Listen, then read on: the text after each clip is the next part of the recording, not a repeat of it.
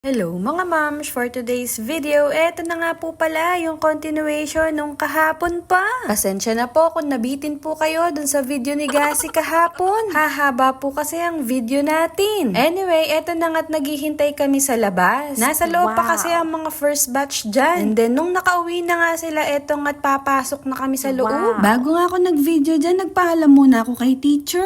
Sabi niya, pwede naman daw mag-video. Tapos nga nung nakapasok tong batang malitignan nyo naman, sayang-saya nung nakita yung mga upuan. Hindi ko tuloy alam kung anong feeling ang mararamdaman ko sa anak ko na to. Iilan pa lang kaming nakarating dito sa school. Medyo maaga pa kasi ito. Pero isa-isa na rin naman silang dumarating. Iba yung pakiramdam na saya ng anak ko ngayon. Tapos nga, eto pinakita ko yung classroom ni teacher. Ayan nga po pala si Teacher Ann. Hello, Teacher Ann. Shout out sa'yo. Salamat at pinasit-in mo si Gasi. Sa puntong to, tinawag ni Teacher Ann si Gasi dahil nga ibibigay niya yung kanilang pang-activity para mamaya. Tignan nyo naman yung anak ko, patiently waiting. Diyos ko, Negasi. Charis! Sa puntong yan, tinatanong ni teacher kung ano daw yung nakadrawing dun sa picture. Alam naman ni Gasi ang sagot dyan, kaya lang itong anak ko, Diyos ko, hindi sumasagot. Alam ni Gasi ang salitang happy. Pero hindi ko ba alam sa batang to, pag ibang tao na yun nagtatanong sa kanya, napakahina sumagot o kaya minsan hindi talaga sumasagot. Umaandar yung pagkamahiyain ng batang to sa ibang tao. Pero sa akin, Diyos ko, kulang na lang kainin ako kapag sumisigaw.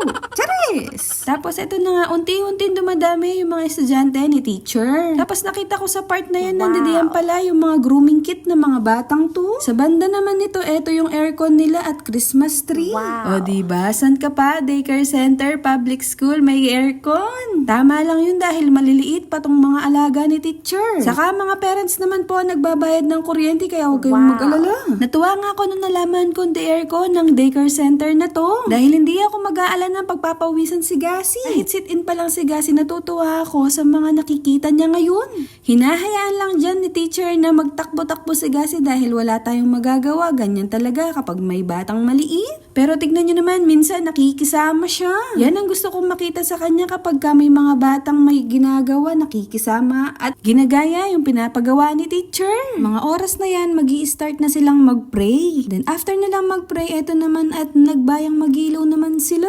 O diba, nakakatuwa siyang makita. Kung nagtataka kayo kung bakit ako nakakakuha ng picture dyan or ng video, ay pinayagan ako ni teacher. Dahil first time at first day ni Gasi, baka daw magwala. Diyos ko, Gasi. Pero sa nakikita ko, Diyos ko, tuwang-tuwa tong batang to na nandito sa loob. Puntong to, nagle-lesson na sila. Itong anak ko, tignan nyo naman, nakikisigaw din siya, katulad ni teacher. So, ang ginawa ko, lumabas muna ako para nga hindi siya masyadong maglikot. And eto na nga, meron na silang ginagawa at nagdo-drawing na or nagkukulay sila. Ang ginawa ni teacher, nilapitan niya si Gasi at tinulungan niya at tinuruan niya kung paano magkulay. Pinahiram din siya ng Crayola dahil nga wala pa siyang dalang crayons. Medyo malabo ang kuha ko dyan dahil nasa labas na ako at may bintanang nakaharang. Tapos sa part na to, binuksan ko na yung bintana para mas maliwanag at malinaw yung kuha ko sa kanya. O diba, nakakatuwa siyang makitang ganyan at nakikinig siya kay teacher. Sana tumagal na ganyan si Gasi yung nakikinig siya kay Teacher Ann. Para naman maiwas-iwasan yung pagtakbo niya. Tapos sa part naman na to, eto na't nag-i-start na naman siyang tumatakbo. Diyos ko, Gasi. Then ipapakita ko sa inyo yung mga ibang parents. Ganito po kami dito. Naghihintay kami na lumabas ang mga batang to.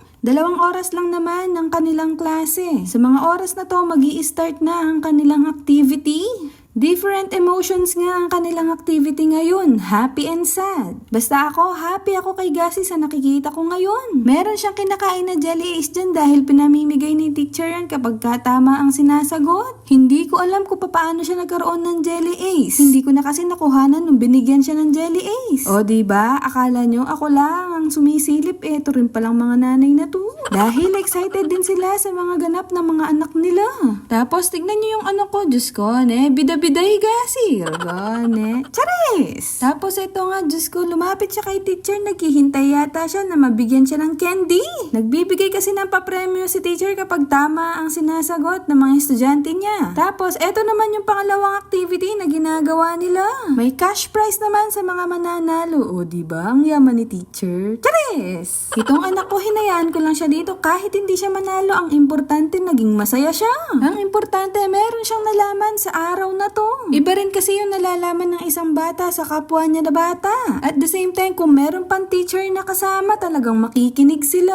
Tapos eto na nga at nag-break time na sila. Pinakain ko na kay Gasi yung baon niyang kanin dahil nga anong oras na to. O diba, gusto pa rin ni Gasi kahit ininit ko na lang to. Hindi naman kasi marte sa pagkain tong anak ko na to. Basta't alam ko kinakain niya, ipapakain ko talaga sa kanya. Then after nga nun, eto nga at naghihintay na kami ng service niya. So habang naghihintay, hinayaan ko siyang maglaro dito sa swing. Iba talaga kapag may school na pinupuntahan yung mga batang katulad ni Gasi. Dahil lalo silang sumisigla.